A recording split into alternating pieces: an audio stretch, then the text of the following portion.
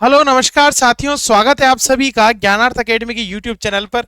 जैसा कि हमारी जो सीरीज चल रही है मल्टीविटामिन सीरीज, और इस सीरीज को चलाने वाले हमारे प्रिय साथी ताज मोहम्मद सर, जो आपको महत्वपूर्ण एग्जाम में आने वाले या हम कहें छपने वाले प्रश्न बता रहे हैं, जिससे कि आप एग्जाम में आप यकीन मानिए कि अगर आपने इस सीरीज की सभी कक्षाएं समय से एग्जाम से पूर्व ली हैं तो निश्चित ही आपको जो भी एग्जाम देने वाले हैं राजस्थान का, आपको कोई ना कोई प्रश्न, और मैं ये उम्मीद करता हूं कम से कम उसमें आने वाले जितने भी प्रश्न हैं उसमें से 20 से 30% प्रश्न आपको एज इट इज इन टॉपिक्स में से यहां से देखने को मिल रहे हैं। इसीलिए इस सीरीज को चालू करते वक्त हमने इसका जो नाम रखा वो रखा मल्टीविटामिन। मल्टीविटामिन का अर्थ ये हो गया कि आपको कि जब किसी कक्षा को दिया जाए तो एक क्षेत्र नहीं, 4 क्षेत्रों को एक साथ लाकर आपको दिया जाए, ताकि आप ज्योग्राफी भी पढ़ सके, आप हिस्ट्री पढ़ सके, आप कल्चर पढ़ सके, और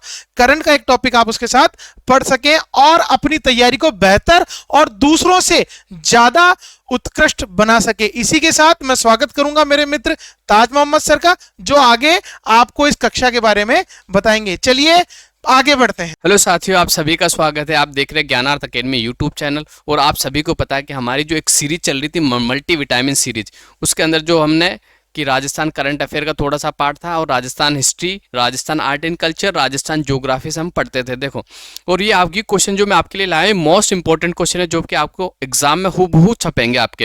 इसलिए आप मेरी इस सीरीज के साथ जुड़िए और हमारे चैनल को भी सब्सक्राइब कीजिए और कमेंट कीजिए और अपने मित्रों के साथ शेयर करें। चलो तो चलते हैं पहली स्लाइड की ओर और आज का सेशन शुरू करते हैं। पहली स्लाइड में आपके लिए मैं क्या लाया हूं तो आप देखोगे, ये आपकी पहली स्लाइड होगी, ठीक है, कि पीएम श्री योजना में राजस्थान प्रथम स्थान पर है। ये आपको याद रखना कि पीएम श्री योजना जो है इनमें राजस्थान प्रथम स्थान पर है। पीएम श्री योजना जो है राजस्थान प्रथम स्थान पर है। तो इसके अंदर देखो, पहले तो मैं आपको बताता हूँ पीएम श्री योजना की जो घोषणा हुई थी कब हुई थी, ये आपको याद रखना 5 सितंबर 2022 को हुई थी, आपको याद रखना, ठीक है। और इस योजना के तहत पूरे देश भर के, पूरे भारत देश के 14,500 विद्यालयों को बिल्कुल अपग्रेड किया जाएगा और मॉडर्न बनाया जाएगा। कितने विद्यालयों को आप याद रखना, 14,500 विद्यालयों को अपग्रेड किया जाएगा। उसमें सबसे ज्यादा जो है वो राजस्थान के है। राजस्थान के कितने विद्यालय शामिल किए गए, तो सरकारी जो राजस्थान के 402 विद्यालयों को इसमें शामिल किया गया, ये आपको याद रखना, ठीक है। एग्जामिनर सवाल पूछेगा, या तो ये पूछेगा कि पीएम श्री योजना में राजस्थान का कौन सा स्थान है, तो प्रथम स्थान है। दूसरा सवाल ये रहेगा कि राजस्थान से कुल कितने विद्यालयों को पीएम योजना में प्रथम चरण में शामिल किया गया, तो 402 विद्यालयों का चयन किया गया। इनमें माध्यमिक शिक्षा के जो है 346 और प्राथमिक शिक्षा के 56 सरकारी स्कूल शामिल है। इस योजना के प्रथम चरण में चयनित प्रदेश के 402 सरकारी स्कूलों को स्कूलों में से जयपुर के जो सर्वाधिक विद्यालय 28 विद्यालयों को शामिल किया गया। ये भी सवाल बन सकता है कि भाई पीएम श्री योजना के अंदर राजस्थान के 402 विद्यालय शामिल है, कौन से जिले के सर्वाधिक विद्यालय है, तो जयपुर जिले के सर्वाधिक 28 विद्यालय शामिल किए गए हैं। प्रदेश में कुल 718 स्कूलों को इस योजना के तहत शामिल किया गया है। जुलाई माह के द्वितीय चरण में शेष स्कूलों का चयन भी प्रस्तावित है। अब देखो, प्रदेश के कुल कितने विद्यालय शामिल, ये भी याद। प्रथम चरण के अंदर तो मैंने बता दिया आपको 402 है, और कुल जो है 718 विद्यालयों को शामिल किया गया, जो कि दूसरे चरण में बाकी बचे हुए स्कूलों को प्रस्तावित है, चयन प्रस्तावित है।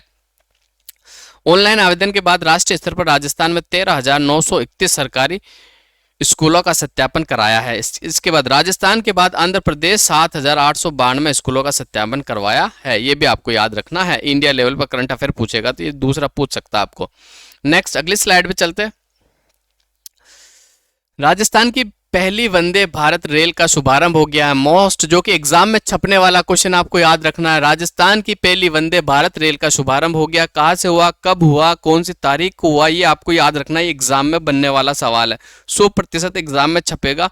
जो आपके आगामी एग्जाम में कोई भी हो, जैसे जूनियर अकाउंटेंट हुआ, एसआई का हुआ, आरएस वाला हुआ, आरएस प्री वाला हुआ, एलडीसी एग्जाम हुआ, उसके अंदर हूबहू आपको देखने को मिलेगा। तो सबसे पहले तो आपको तिथि याद रखनी कि भाई कब शुभारंभ किया गया, ये तिथि आपको पूछी जाएगी। कौन सी तिथि, ये तिथि पूछी जाएगी आपको। तो तिथि जो है 12 अप्रैल 2023 को, कब भाई 12 अप्रैल 2023 को प्रधानमंत्री नरेंद्र मोदी ने वीडियो कॉन्फ्रेंसिंग के माध्यम से केंद्रीय रेल मंत्री अश्विनी वैष्णव, मुख्यमंत्री अशोक गहलोत और राज्यपाल कलराज मिश्र ने जयपुर रेलवे स्टेशन पर राज्य की प्रथम वंदे भारत रेल का शुभारंभ किया। आपको याद रखना, ठीक है। नेक्स्ट अगले तथ्य की बात करते हैं इसमें अपन। ये ट्रेन जयपुर से दिल्ली कैंट रेलवे स्टेशन के मध्य चलेगी। ये भी सवाल पूछा जा सकता है, आपको याद रखना है। इस ट्रेन की नियमित सेवा 13 अप्रैल 2023 से शुरू हुई है। ये भी आपको याद रखना है, ठीक है। नेक्स्ट, ये ट्रेन जयपुर, अलवर, गुड़गांव में ठहराव के साथ स्टेशनों के साथ साथ अजमेर और दिल्ली के कैंट के बीच चलेगी। ये भी आपको याद रखना, ठीक है। अजमेर से जयपुर, जयपुर से अलवर, अलवर से फिर सीधा दिल्ली जाएगी, ठीक है। ये दिल्ली कैंट और अजमेर के बीच की दूरी को 5 घंटे 15 मिनट में तय कर लेगी, यानी सफर बहुत छोटा हो जाएगा आपका, ठीक है। Ajmer Delhi cantt Vande Bharat express high rise overhead electric यानी OHE टेरिटरी में दुनिया की पहली अर्ध उच्च गति यात्री ट्रेन होगी। ये भी आपको याद रखना, बहुत ही इंपॉर्टेंट फैक्ट है, ये आपको जरूर याद रखना है। तो ये अपना करंट अफेयर वाला जो पार्ट है ये कंप्लीट हो गया। अब अपन चलेंगे राजस्थान हिस्ट्री। राजस्थान हिस्ट्री में आज मैं आपके लिए क्या लाया हूं, देखते हैं नेक्स्ट स्लाइड की ओर।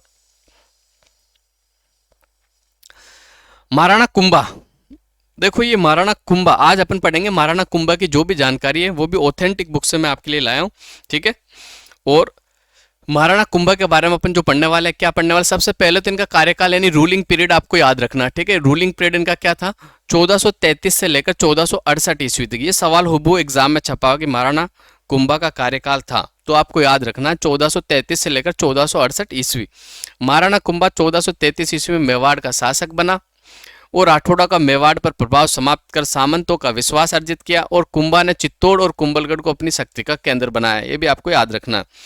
इसके बाद बात करते हैं रणकपुर के शिलालेख के अनुसार महाराणा कुंभा ने सारंगपुर, नागौर, गागरों, नारायणा, अजमेरू, मंडोर, मांडलगढ़ और बूंदी एवं आबू पर अधिकार कर अपने राज्य का विस्तार किया था। ये भी याद रखना, ठीक है। महाराणा कुंभा ने सारंगपुर भी जीता था, नागौर, गागरों, नारायणा, अजमेरू, मंडोर और मांडलगढ़ और बूंदी और आबू पर अधिकार कर लिया था। 1437 में सारंगपुर के युद्ध में मालवा के शासक महमूद खिलजी प्रथम को परास्त किया और कुंभा ने बंदी बना लिया था, ठीक है। ये याद रखना। अब देखो सारंगपुर का युद्ध कब हुआ था, ये तिथि आपको याद रखनी, इसमें से ये तिथि सीधी एग्जाम में छपेगी आपके।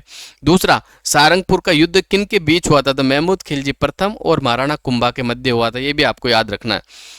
इसी विजय के उपलक्ष्य में कुंभा ने कीर्ति स्तंभ का निर्माण करवाया था, ठीक है। विजय स्तंभ जो अपना उसका निर्माण करवाया था 1440 से 1448 के मध्य कीर्ति स्तंभ का निर्माण जो है पूरा हुआ था।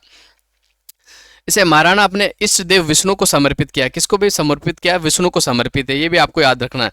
ये भीतर और बाहर की मूर्तियों से लदा हुआ, इसलिए इसे मूर्ति कला का संग्रहालय और मूर्ति कला का विश्व कोश भी कहा जाता है।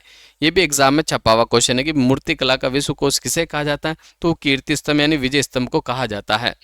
अबुल फैजल ने इस घटना का वर्णन है जो अपने अकबरनामे में भी किया है, ठीक है।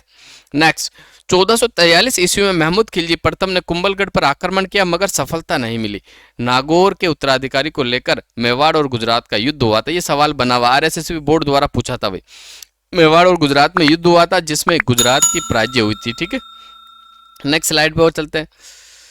इसके बाद 1438 से 39 में कुंभा ने मारवाड़ से मंडोर छीन लिया, परंतु बाद में संधि कर अपने पुत्र रायमल का विवाह मारवाड़ की राजकुमारी से कर दिया था, ठीक है। ये भी आपको याद रखना कि मारवाड़ से मंडोर कब छीना था, तो मारवाड़ से मंडोर जो छीना था वो 1438 से 39 में छीना था।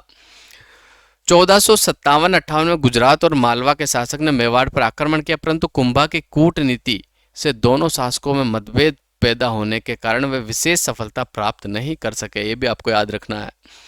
बाबर ने अपनी आत्मकथा में कुंभा का उल्लेख किया। ऐसा माना जाता है कि उसने 32 दुर्गों का निर्माण करवाया। कितने दुर्गों का निर्माण करवाया, तो 32। कुल 84 दुर्गों में से 32 दुर्गों का निर्माण है महाराणा कुंभा ने करवाया था, जिसमें प्रमुख जो है सिरोही के अंदर, और बसंतगढ़ वाला हो गया, बैराट हो गया, अचलगढ़ हो गया, कुंभलगढ़ दुर्ग, ये बिल्कुल प्रसिद्ध है। ये इनका जो निर्माण है वो महाराणा कुंभा के द्वारा करवाया गया था। नेक्स्ट, कुंभलगढ़ दुर्ग अपनी विशेष भौगोलिक स्थिति और बनावट के कारण भी प्रसिद्ध है, प्रख्यात है। इसका जो शिल्पी था मंडन था। ये सवाल देखो कई बार पूछा हुआ, कुंभलगढ़ का जो शिल्पी कौन है, कई एग्जाम में पूछा हुआ। RSS भी बोर्ड तो इसको बार बार पूछता रहता है, आपको याद रखना। RPSC ने भी सवाल को पूछा कि कुंभलगढ़ दुर्ग का शिल्पी कौन है, तो मंडन ही आपको याद रखना है। अंदर के किले में एक लघु दुर्ग है जिसे कटारगढ़ के नाम से जाना जाता है। किसके नाम से जाना जाता है, कटारगढ़ के नाम से जाना जाता है। इस दुर्ग के बारे में अबुल फजल ने लिखा कि ये इतनी ऊंचाई पर स्थित है कि ऊपर देखने पर पगड़ी भी सिर से नीचे गिर जाती है।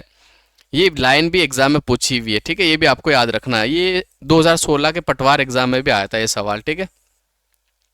कुंभा ने चित्तौड़ में कुंभ स्वामी और संगार चौरी मंदिर यानी जैन मंदिर, संगार चौरी एक जैन मंदिर, ये सवाल पूछा हुआ आपको याद रखना। एकलिंग के मीरा मंदिर और रणकपुर के मंदिर बनवाए जो अपनी विशालता और तक्षण कला के कारण विलक्षण है। कुंभा एक विद्वान और विद्यानुरागी शासक था, ये भी आपको याद रखना है। नेक्स्ट, कुंभाकालीन कान्हा व्यास द्वारा रचित एकलिंग महात्म्य, ये आपको याद रखना है कि एकलिंग महात्म्य जो ग्रंथ है इसका जो रचनाकार है वो कौन है? कान्हा व्यास है। से ज्ञात होता है कि वेद, स्मृति, मीमांसा, उपनिषद, व्याकरण और राजनीति में रुचि रखता था। नेक्स्ट, महाराणा कुंभा के ग्रंथ के बारे में अपन कुछ चर्चा कर लेते हैं। महाराणा कुंभा के ग्रंथों से एग्जाम में सवाल बनता ही है। हर एग्जाम में आप देखोगे तो एक आध सवाल आपको मिल ही जाता है, ठीक है। हर दूसरे, चौथे, पांचवें एग्जाम में आपको कुंभा के ग्रंथों के बारे में सवाल पूछा जाता है।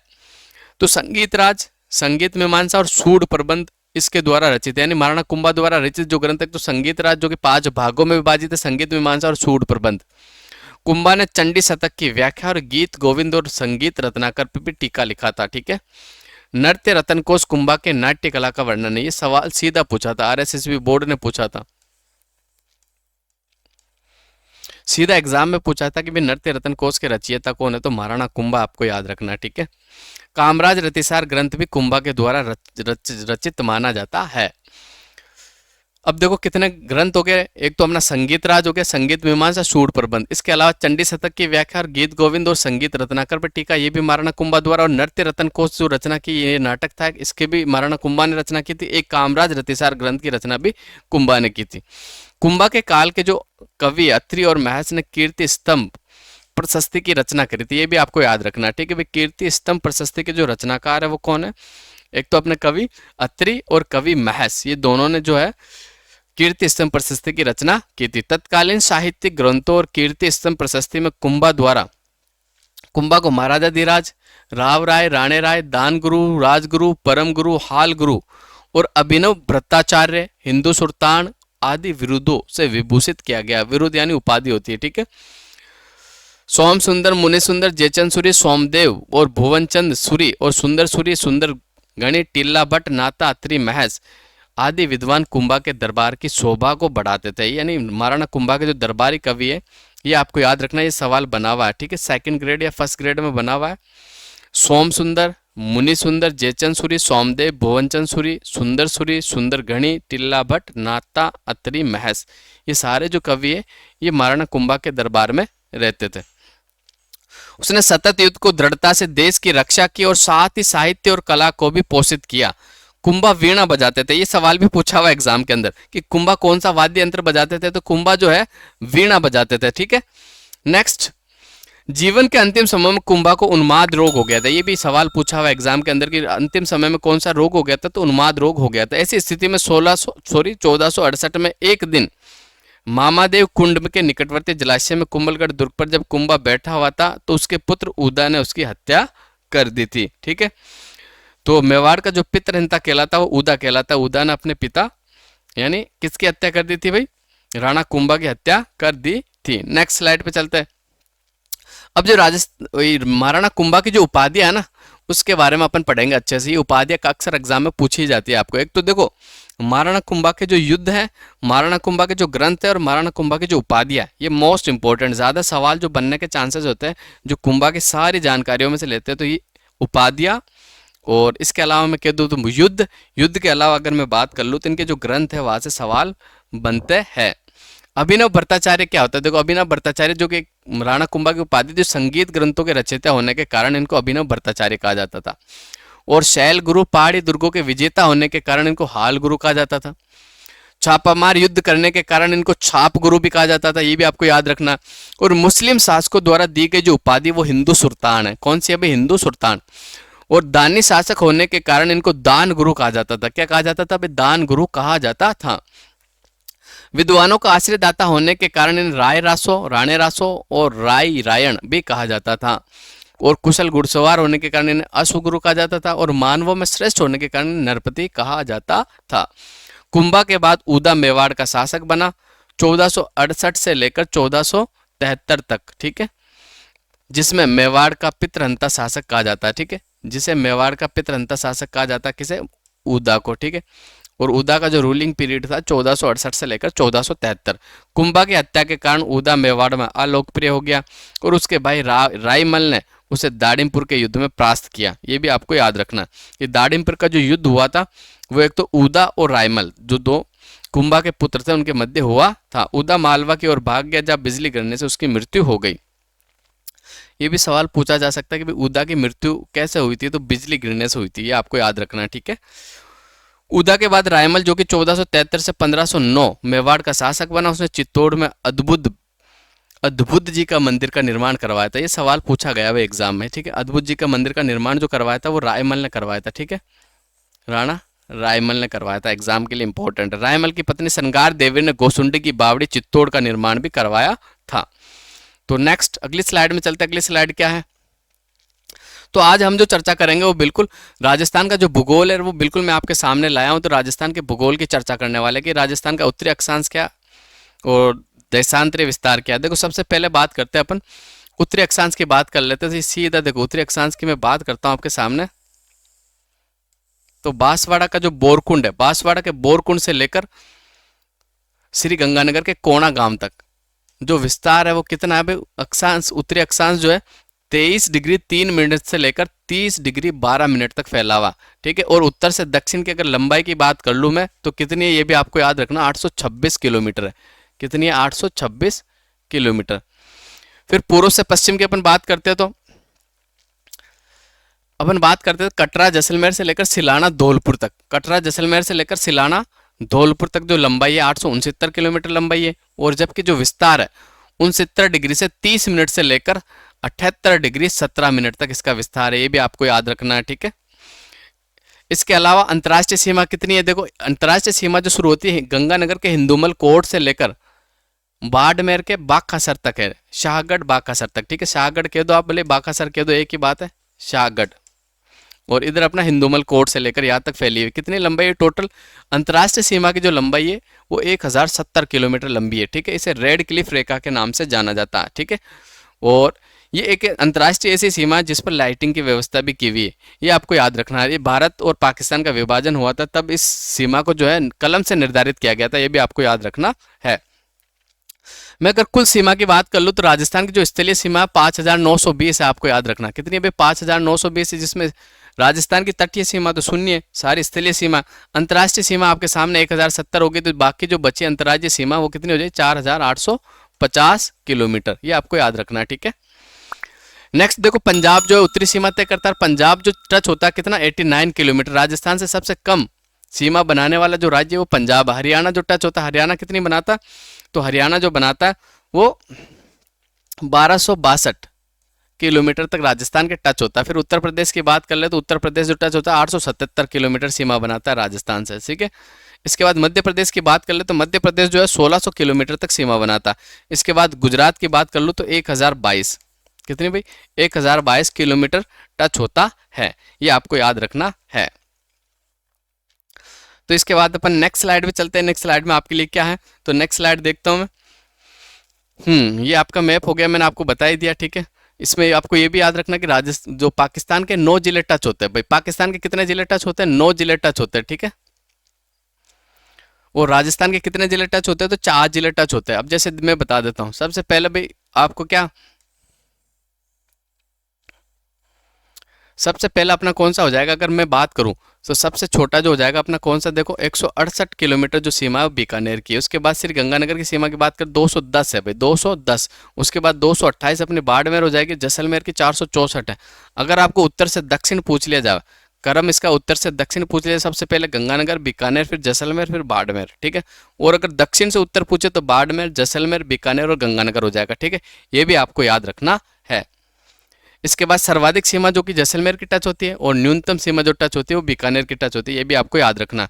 इसके बाद देखो एक छोटे से जिले की बात कर लेते हैं, पाली, जो कि सबसे ज्यादा जिलों से टच होने वाला राजस्थान का जिला है। तो कौन कौन से जिले टच होते हैं वो आपको मैं बता देता हूँ, ठीक है। ये भी आपको याद रखना। सबसे पहले सिरोही, सिरोही के बाद ये जालोर हो गया, जालोर के बाद ये बाड़मेर, ये जोधपुर, जोधपुर के बाद नागौर हो गया, नागौर के बाद ये अजमेर हो गया। ठीक है, अजमेर के बाद ये राजसमंद हो गया, ये आपका उदयपुर हो गया। तो ये इतने जिलों से टच होता है, आपको याद रखना। कितने जिले हो गए टोटल? 1 2 3 4 5 6 7 8 जिले हो गए। कितने जिलों से टच होता है? 8 जिलों से टच होता है। ठीक है, ये भी आपको याद रखना है। इसके अलावा अगर सीकर की आकृति की बात कर ले तो सीकर की जो आकृति है ना, अर्धचंद्राकार है। देखो सीकर की आकृति मैं आपको बता देता हूँ। ये सीकर की जो आकृति है ये अर्धचंद्राकार आकृति है, जो कि आपको मैप के अंदर दिख रही है। ठीक है, इसके बाद अगले स्लाइड की अपन बात करते हैं। इसमें अजमेर की बात कर लेता हूँ। तो जो अजमेर है ना अपना, बिल्कुल राजस्थान के मध्य में, इसलिए राजस्थान का हृदय कहा जाता है। क्या कहा जाता है भाई? राजस्थान के हृदय के नाम से इसे जाना जाता है। ठीक है, बिल्कुल मिड पॉइंट हो गया। और अगर मैं राजस्थान का बिल्कुल मिड पॉइंट की बात करूँ तो देखो नागौर, अगर काल्पनिक दो रेखाएं अपन गुजारते हैं तो बिल्कुल नागौर में एक मकराना जो स्थान है यहाँ से गुजरती है। मकराना के अंदर एक छोटा सा गांव है लामपोलाई, जो राजस्थान का बिल्कुल मिड पॉइंट है। ठीक है, ये भी आपको याद रखना है। नेक्स्ट स्लाइड पे चलते हैं। नेक्स्ट स्लाइड में क्या है?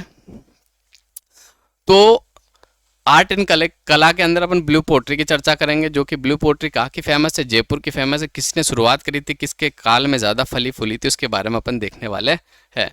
तो ब्लू पोट्री जयपुर की फेमस है। बहुत आसान सवाल है, आरएसएस बोर्ड कई बार पूछ लेता ब्लू पोट्री का संबंध कहाँ से है, तो जयपुर से।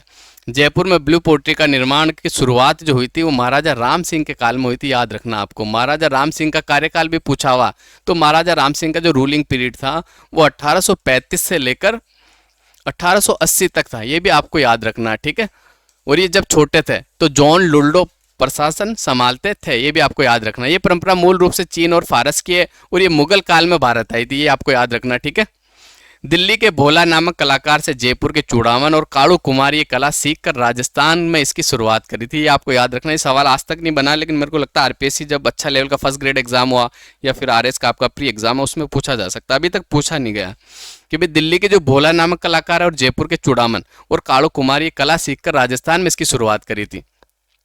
और पद्मश्री सम्मानित करपाल सिंह शेखावत को इस कला में देश विदेश में पहचान दिलाई थी। अब ये सवाल ये बन सकता है करपाल सिंह शेखावत को कब पद्मश्री मिला? ये सवाल एक बार आरएसबी बोर्ड द्वारा पूछा भी गया 1974 के अंदर। कब मिला था? 1974 में पद्मश्री पुरस्कार दिया गया था करपाल सिंह शेखावत। करपाल सिंह शेखावत जो कि ब्लू पोट्री के प्रसिद्ध कलाकार है। ठीक है, नेक्स्ट, और इन्हें भारत रत्न, भारत राष्ट्रपति पुरस्कार भी दिया हुआ। ये भी आपको याद रखना। ठीक है, कॉर्टेज ब्लू पोट्री के निर्माण से पहले बर्तनों पर चित्रकारी की जाती है, फिर इन पर विशेष घोल चढ़ाया जाता है और ये घोल हरा कांच और कथीरा सागे पाउडर मुल्तानी मिट्टी से मिलाकर बनाया जाता है। ये भी याद रखना आपको कि भाई जो ब्लू पोट्री की जो तैयार होता है वो कौन कौन से घोल के साथ तैयार होता है। तो मैंने बताया आपको कांच कथीरा सागे पाउडर और मुल्तानी मिट्टी को मिलाकर बनाया जाता है। तो चित्रकारी का प्रारूप बर्तनों पर हाथ से बना लिया जाता है। और ब्लू पोट्री में जो रंग होते हैं, एक बार ये सवाल पूछा था कि कौन से रंग का प्रयोग किया जाता है, तो सबसे ज्यादा जो है ना नीला और हरा रंग का प्रयोग किया जाता है। फिर मटियाल और तांबे रंग विशेष रूप से इसमें काम लेता है। बर्तनों पर देवी देवताएं, फूल, पत्तियां या अन्य दृश्य के चित्र बनाकर हमारी कला और संस्कृति को प्रकट करते हैं। और इन बर्तनों पर ग्लेज या अस्तर भी चढ़ाया जाता है। तैयार पोट्री को 8 से सेंटीग्रेड तक ताप में पकाया जाता है। पकने पर बर्तनों की भट्टी से बाहर निकाल लिया जाता है। और स्वर्गीय करपाल सिंह के अतिरिक्त स्वर्गीय नाथीबाई को भी इस कला की जानकारी थी। ये सवाल भी पूछा, भाई नाथीबाई का संबंध कौन सी कला से है, तो ब्लू पोट्री से। और वर्तमान में जो ब्लू पोट्री के कलाकार, ये सवाल अभी अभी जस्ट कौन सा एग्जाम हुआ था, अपना सीईटी का जो एग्जाम हुआ था उसके अंदर पूछा गया था। गिरिराज का संबंध आया था। तो वर्तमान के अंदर जो कलाकार है वो कौन कौन से है? एक तो खारवाड़, एक गिरिराज, बेरू खारवाड़, गिरिराज हो गया, हनुमान साई हो गया, दुर्गालाल हो गया, भगवान साई हो गया और त्रिलोक चंद। ये जो है वर्तमान कलाकार है। कौन सी कला के? ब्लू पोट्री के जो वर्तमान कलाकार, ये आपको इसके नाम तो आपको रटने ही है, ये एग्जाम में बनता ही है। नवीनतम जो पुराने तो आपको सबको याद है, करपाल सिंह शेखावत है, इसके अलावा भी याद है, लेकिन नवीनतम जो कलाकार होते हैं उनकी जानकारी हमें नहीं होती, तो ये बिल्कुल आपको याद रखना है। तो आज के सेशन को यही समाप्त करते हैं। अगले सेशन में फिर हमारी आपसे मुलाकात होगी। आप अगर हमारे चैनल पर नए हो तो सब्सक्राइब करो, शेयर करो, कमेंट करो। साथ ही हमारे ऐप को डाउनलोड भी कीजिए। हमारा ऐप आ चुका है। हमारे ऐप पर आपको फ्री कंटेंट उपलब्ध करवाया जाएगा। जय